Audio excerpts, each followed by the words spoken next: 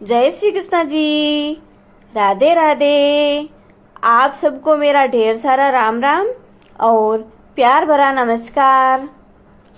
आज मैं आपको दशा माता व्रत की कथा सुना रही हूँ।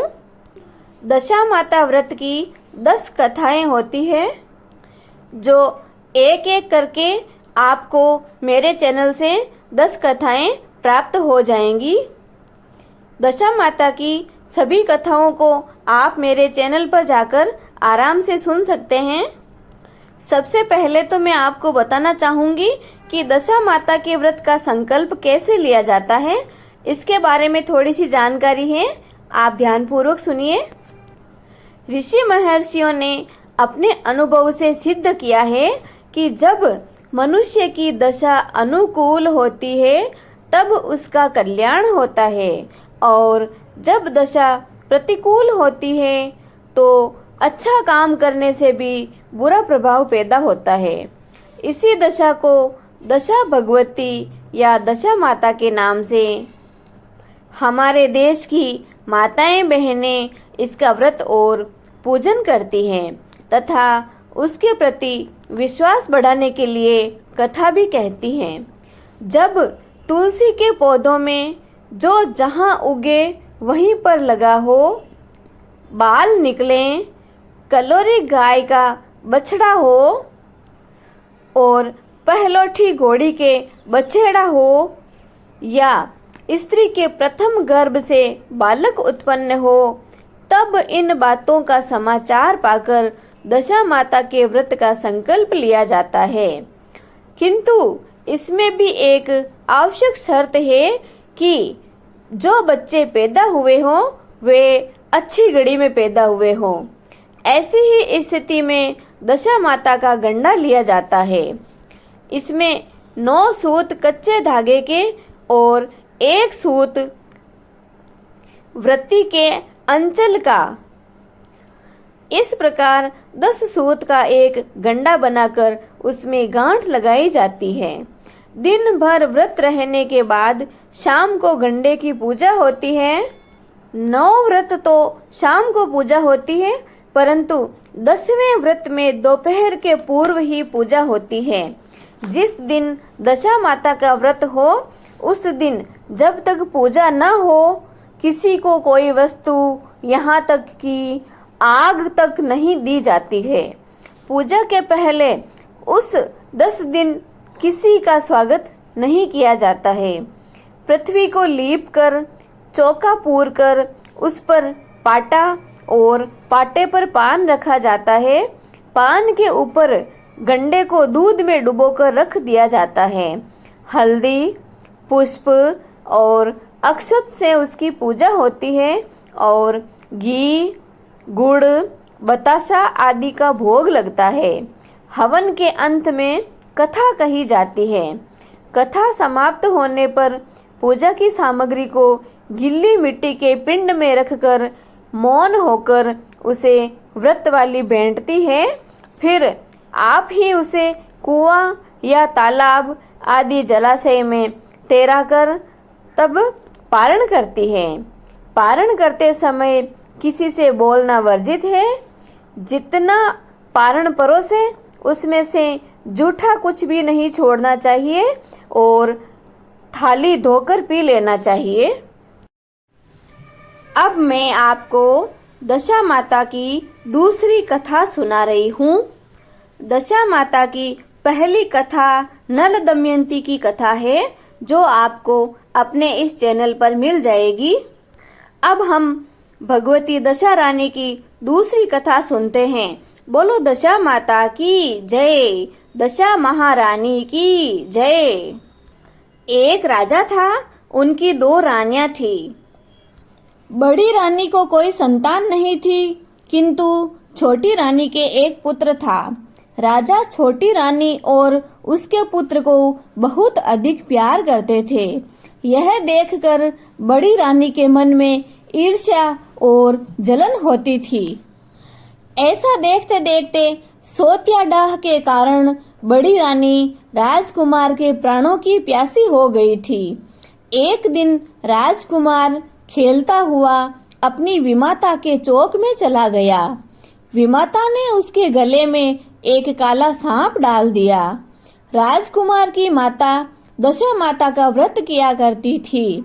वह लड़का दशा माता का ही दिया हुआ था। अस्तु दशा माता की कृपा से लड़के के गले में पड़ा हुआ सांप अपने आप ही सरक कर वहां से भाग निकला। दूसरे दिन राजकुमार की विमाता ने उसे विष के लड्डू खाने को दे दिए। वह लड्डू को ज्यों ही खाने लगा त्यों ही दशा माता ने किसी दासी के वेश में प्रकट होकर लड्डू छीन लिए। विष देने पर भी लड़का नहीं मरा। तब बड़ी रानी को बड़ी चिंता हुई कि किसी न किसी तरह इसको मारना तो पड़ेगा ही। तीसरे दिन जब राजकुमार खेलते खेलते पुनः विमाता के आंगन में आ गया, तब रानी ने उसे पकड़कर गहरे कुएं में डाल दिया। यह कुआं उसके आंगन में ही था।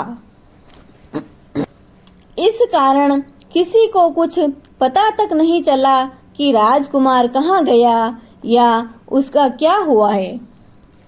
उत्तम जलाशय, शुद्ध स्वच्छ मकान तथा ऐसी ही दिव्य वस्तुओं में सदैव भगवती दशा महारानी का वास रहता है। विमाता ने राजकुमार को कुएं में डाला और दशा माता ने उसे बीच में ही रोक लिया। जब दोपहर का समय हुआ और कुंवर कहीं भी दिखाई नहीं दिया, तब राजा और रानी को बड़ी चिंता हुई। जहां तहां लोग उसकी तलाश करने लगे। इधर दशा माता को इस बात की चिंता हुई कि राजकुमार के माता पिता उसके लिए बड़े ही व्याकुल हो रहे होंगे। उसको उनके पास पहुंचाना चाहिए, परंतु पहुंचाएं तो कैसे पहुंचाएं? राजकुमार को तलाश करने वाले लोग निराश होकर बैठ गए। राजा रानी पुत्र शोक में बहुत रुदन करने लगे, जोर जोर से रोने लगे। तब दशा माता एक भिखारिण के वेश में कुंवर को गले से लगाए हुए राजद्वार पर पहुंची। राजकुमार को एक वस्त्र में छिपाए हुए भिखारिण ने भिक्षा के लिए सवाल किया। तब सिपाहियों ने उसे दुत्कार कर कहा कि यहाँ तो राजा का राजकुमार खो गया है और ऐसे माहौल में तुझे भिक्षा की पड़ी है। चल हट, भाग यहाँ से। तब दशा माता बोली, भाइयों, पुण्य का प्रभाव बड़ा अच्छा होता है। यदि मुझे भिक्षा मिल जाएगी तो संभव है कि तुम्हारा खोया हुआ राजकुमार भी मिल जाएगा। यह कहकर वह देहरी के भीतर पैर रखने लगी। तब सिपाहियों ने उसे आगे बढ़ने से रोक लिया। उसी समय दशा माता ने अपना एक वस्त्र थोड़ा सा ऊंचा करके वस्त्र में से बालक का पैर बाहर दिखा दिया। सिपाहियों ने समझा कि अभी कुंवर उसके हाथ में है तो उसे जाने दो और कुंवर को भीतर छोड़कर आने दो। उधर से बाहर लाने लगेगी, तब हम इसे पकड़कर बिठा लेंगे। दशा माता कुंवर को लेकर भीतर चली गई। उसने राजकुमार को चौक में छोड़ दिया और वहां से वापस चल दी। परंतु इतने में रानी ने उसे देख लिया था। उसने डांट कर कहा कि खड़ी रह, कहाँ जा रही है तू? कौन है तू? मेरे लल्ला को कहाँ ले गई थी? रुक जा, यहीं पर ठहर जा। तूने 3 दिन से मेरे लड़के को छिपा कर रखा था और अब छोड़ा है। तूने ऐसा क्यों किया? ठहर जा, इसका जवाब तो देती जा। दशा माता उसी क्षण ठहर गई। उसने कहा कि रानी, मैं तुम्हारे पुत्र को चुराने और छिपाने वाली नहीं हूँ। मैं तो तेरी ही आराध्य देवी दशा माता हूँ, तेरी दशा भगवती हूँ, तेरी दशा महारानी हूँ। मैं तो तुझे सचेत करने के लिए आई हूँ कि तेरी सोत तुझसे ईर्ष्या और द्वेष रखती है। जो राजा की बड़ी रानी है वह इस राजकुमार को मारना चाहती है, वही तेरे पुत्र का घात करने की चिंता में रहती है। तुझको उचित है कि अपने पुत्र को कभी उसके पास मत जाने देना। एक बार उसने कुंवर के गले में सर्प डाल दिया था, उसे मैंने भगाया। दूसरी बार उसने कुंवर को जहर के लड्डू बनाकर खाने के लिए दे दिए थे। मैंने कुंवर के हाथ से उन लड्डुओं को छीन लिया। अब की बार उसने इसे कुएं में धकेल दिया था, सो इस बार भी मैंने इस कुंवर की रक्षा की। इस समय भिखारिन बनकर तुमको चेतावनी देने के लिए आई हूँ। तब रानी भगवती दशा महारानी के पैरों में गिर पड़ी। उसने विनीत भाव से प्रार्थना की कि जैसे कृपा करके आपने साक्षात दर्शन दिए हैं, वैसे ही अब इसी महल में सदैव रहिएगा। मुझसे जैसी आपकी सेवा पूजा बन पड़ेगी, मैं हमेशा करती रहूंगी।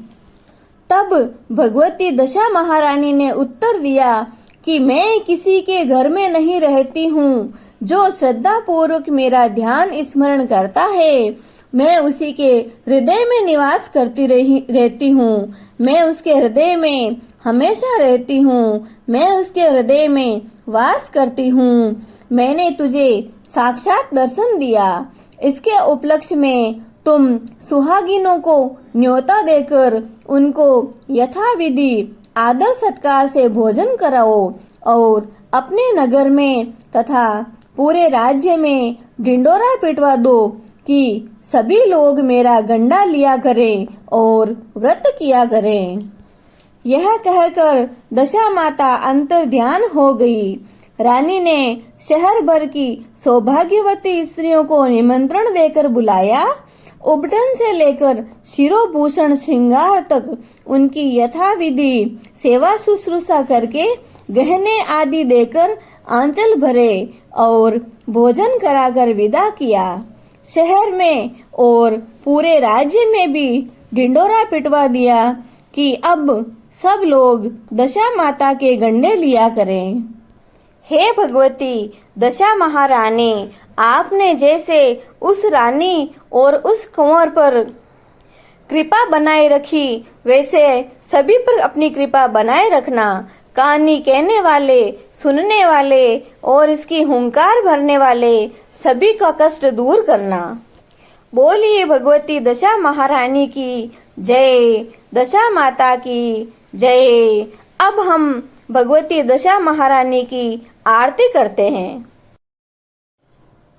आरती श्री दशा माता की जय, सतचित आनंद दाता की। आरती श्री दशा माता की जय, सतचित आनंद दाता की।